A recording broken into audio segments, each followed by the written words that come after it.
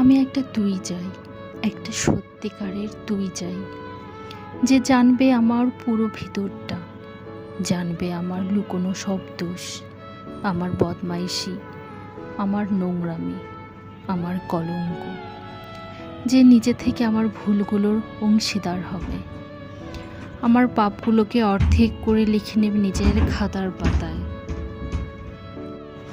আমি এমন একটা তুই চাই, যাকে আমি নির্দ্বিধায় উপহার দেব আমার সব অনিয়ম, আমার অপারগতা, আমার বদাভ্যাস, আমার উচ্ছৃঙ্খলতা।